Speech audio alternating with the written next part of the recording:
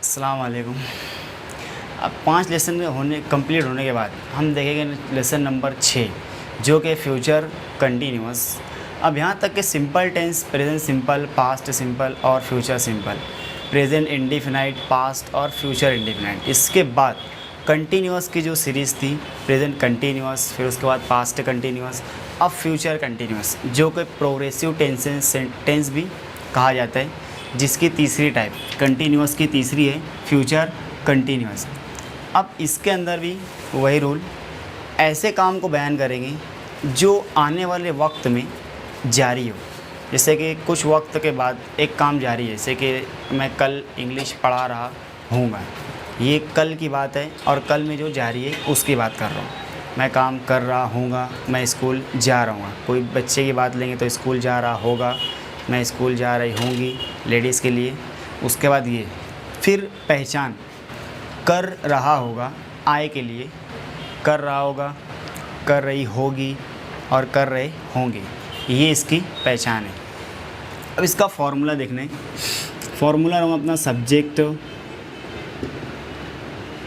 Helping verb will be और plus verb ING plus object, ये इसका हेल्पिंग वर्ब है।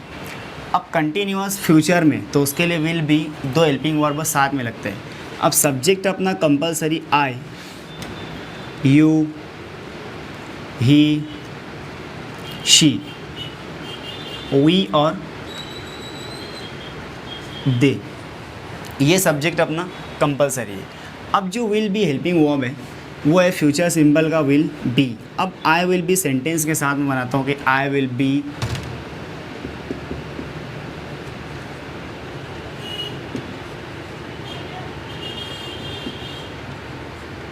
गिविंग द एग्ज़ाम, इस तरीके से मैं एग्ज़ाम दे रहा होऊंगा। यू विल बी, इस तरीके से you will be eating fruit, तुम फल खा रहे होंगे। ही विल बी, इस तरह से वो, ही विल बी विन। अब विन में सिंगल है, लेकिन अगर आईएनजी वर्ब लेना हो तो एन को क्या करना पड़ता है, double. He will be winning, हाँ वो जीत रहा होगा, he will be winning match, इस तरह से वो मैच, वो खेल जीत रहा होगा। शी विल बी, अब लेडीज़ है तो इसमें अपन विल बी लेते हैं पहले से साथ, अपना हेल्पिंग वर्ब जो कंपलसरी है विल बी, वो। अब लेडीज़ है तो इसमें कुछ अपन किचन से रिलेटेड वर्ड लेते, जैसे कि नीडिंग, इस तरह से needing the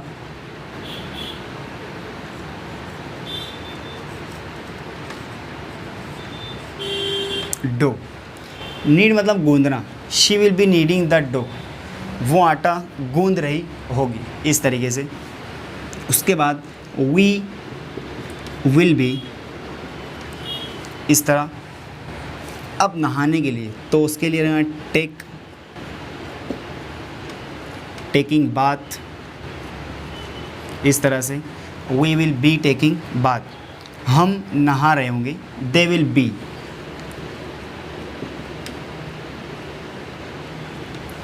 they will be वो लोग। अब तैरने के लिए जो होता है स्विम, अब स्विम में सिंगल एम, लेकिन अगर आईएनजी लगाना हो, आईएनजी वर्ब, तो एम हो जाता है डबल, इस तरह से स्विमिंग, वो लोग तैर रहे होंगे। They will B swimming in pool, या तो in the river,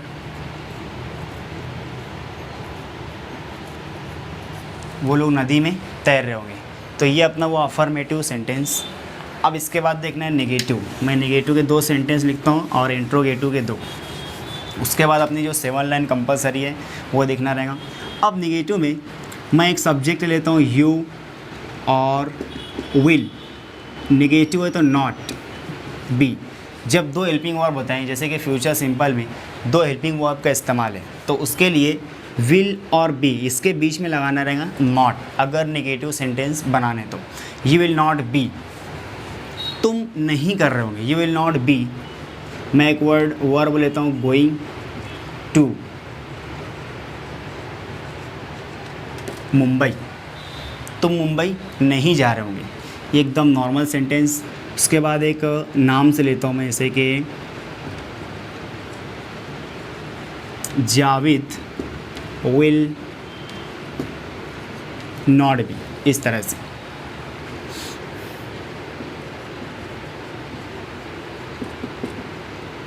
operating computer, Javed computer नहीं चला रहा हूँ, ये नेगेटिव सेंटेंस। अब अफर्मेटिव सेंटेंस देखने में, अब अफर्मेटिव सेंटेंस में पहले तो कंपलसरी हेल्पिंग वर्ब पहले ही आता है, तो हेल्पिंग वर्ब जो अपना होगा पहले वो हो रहेगा विल, और सब्जेक्ट जिसकी बात हो रही है, हम की तो वी, तुम की तो यू रहेगा। तो मैं यहाँ पर लेता हूँ ही, विल ही बी, इस तरह से विल ही बी, क्या वो।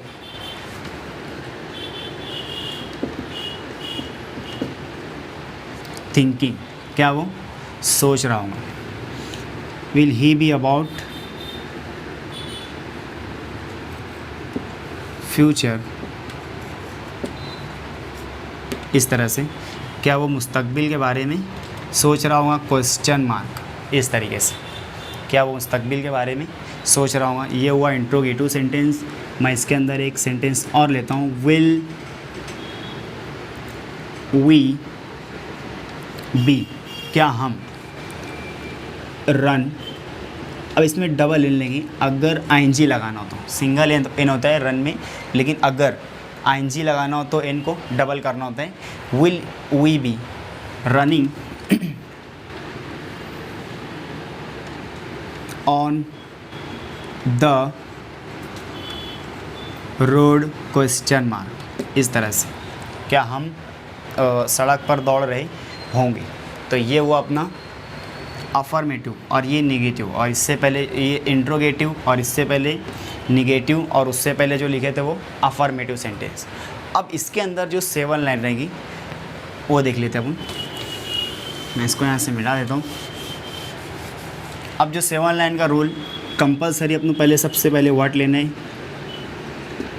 अब तुम क्या कर रहे होंगे, तो इसमें सवाल है, जैसे कि यहाँ पर बताया हूँ कि विल बी के बीच में लगाएंगे सब्जेक्ट, तो व्हाट विल यू बी। अब अक्सरियत हम यहाँ पे लेते हैं डूइंग, बराबर, लेकिन यहाँ पर अब कुछ हम चेंज करते हैं। व्हाट विल यू बी, एकदम सिंपल सा वर्ड, रीडिंग क्वेश्चन मार्क, तुम क्या पढ़ रहे होंगे। तो यहाँ पर आई विल बी, अब वर्ड रीडिंग ही आएगा। अब जो भी चीज़, आई विल बी रीडिंग, मैं यहाँ पे लेता हूँ स्टोरी, इस तरह से। तुम क्या पढ़ रहे होंगे, तो आंसर है I will be reading story, मैं स्टोरी पढ़ रहा होऊंगा। अब थर्ड लाइन का जो सवाल होगा, विल यू बी, इस तरह से, रीडिंग स्टोरी। मैं यहाँ पर एक वर्ड लेता हूँ लर्निंग, इस तरह से, लर्निंग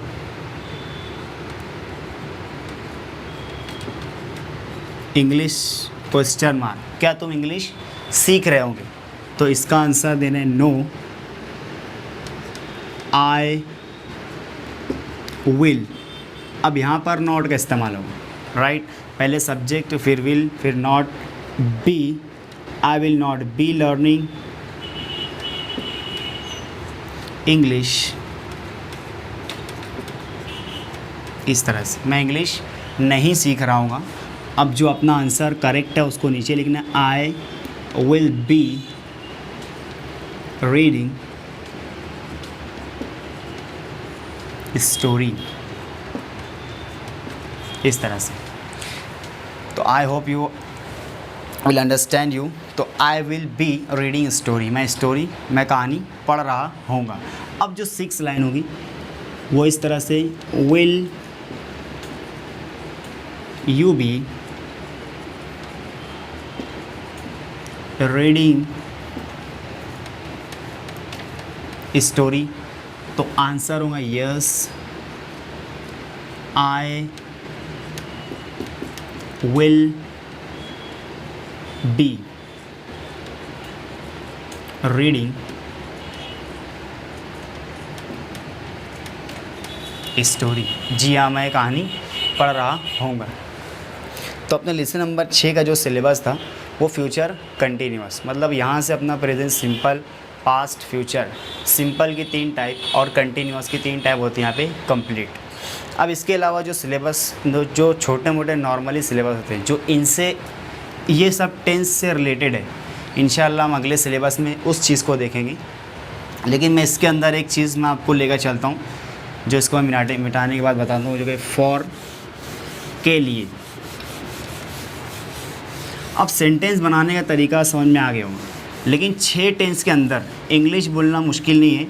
अगर जो डेली रूटीन में इंग्लिश कही जाती है, जो डेली रूटीन में इंग्लिश बोली जाती है, वो ये 6 टेंस के अंदर ही ज़्यादा से ज़्यादा वर्ड्स, जो सेंटेंस होते हैं अपने लाइफ के, वो 6 टेंस के अंदर ही होते हैं। तो उसका एक मैं नॉर्मली बताता हूँ, फॉर, इस तरह से। अब इसका मीनिंग होता है के लिए, इस तरह से, फॉर के लिए। अब इसका इस्तेमाल कैसे होगा हम वो देख लेते हैं। जैसे कि फॉर मीन्स के लिए।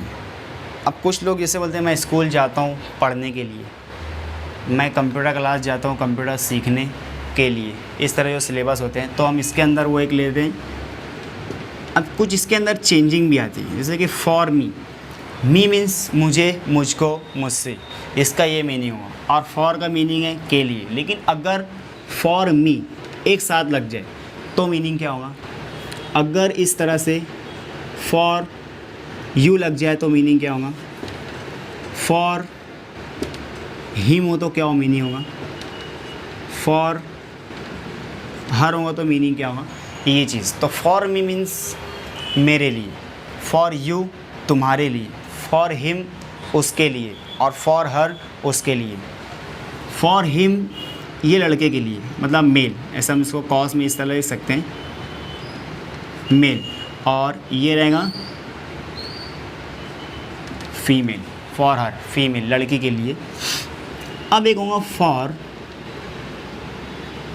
अस, हमारे लिए। और एक होगा फॉर देम, उनके लिए। फॉर मी मेरे लिए, आई रिपीट, फॉर यू तुम्हारे लिए, फॉर हिम उसके लिए, फॉर हर उसके लिए, फॉर अस हमारे लिए, और फॉर देम उनके लिए। अब ये इसका मीनिंग है। अब हम इसके अंदर इसका सेंटेंस बनाकर देखेंगे सेंटेंस कैसे बनेगा। इसको ऐसे मिटा देता हूँ। अब लेना है एक, जैसे कि मैं स्कूल जाता हूँ, एकदम simple, I go to school, मैं स्कूल जाता हूँ। अब किस लिए जाते हो? तो यहाँ पर लगाना है फॉर रीडिंग, मैं स्कूल जाता हूँ पढ़ने के लिए।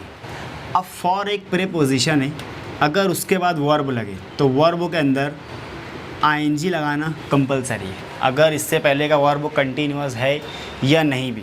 लेकिन अगर फॉर है तो फॉर के बाद या कोई भी प्रीपोजिशन है, for, about, about, in, of, on, ये बहुत सारे रहते हैं। इंशाल्लाह हम धीरे धीरे नए जो आगे सिलेबस आएंगे उसके अंदर हम धीरे धीरे देखते रहेंगे। लेकिन इसके अंदर फ़िलहाल अपना ये फॉर चल रहा है, तो फॉर के आगे अगर वर्ब है तो उसमें आईएनजी लगना कंपलसरी है।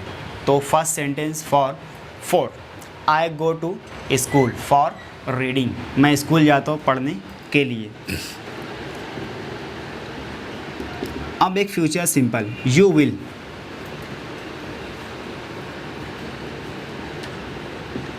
गो टू पुणे, तुम पुणे जाओगे। Future simple, you will go to Pune. अब किस लिए? तो फॉर वर्किंग, तुम पुणे जाओगे काम करने के लिए, राइट।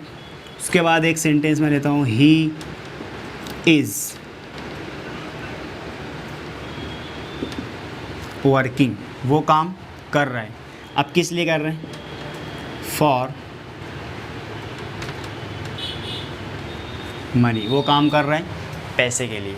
ये भी एकदम आसान सेंटेंस और आसान वर्ड के साथ, राइट। इसके बाद एक सेंटेंस मोर लेता हूँ, शी,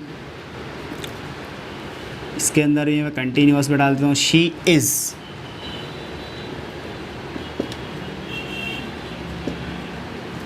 थिंकिंग, वो सोच रही है। अब किसके लिए सोच रही है? अगर मैं यहाँ पर लिख दूँ अज़, फॉर अज़, तो वो हमारे लिए सोच रही है। एक सेंटेंस नॉर्मली। अब वी अब कंटिन्यूअस है तो वी आर